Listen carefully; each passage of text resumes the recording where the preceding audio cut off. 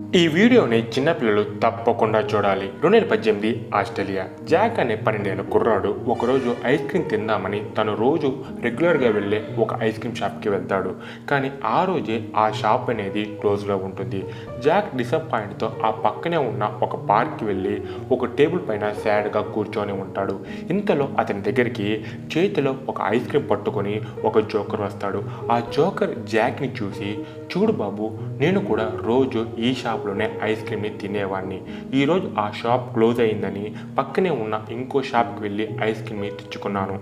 నా దగ్గర ఇంకో ఐస్ క్రీమ్ ఉంది, తీసుకో అని చెప్తాడు. జాక్ కూడా ముందు వెనకాల ఏం ఆలోచించకుండా ఆ ఐస్ క్రీమ్ని తీసుకొని తినేస్తాడు. ఆ తర్వాతే జాక్ పేరెంట్స్కి పెద్ద షాక్. ఎందుకంటే ఆ జోకర్తో వెళ్ళిన జాక్ ఇంతవరకు తిరిగి ఇంటికే రాలేదు. ఆ తర్వాత ఏం జరుగుంటుంది?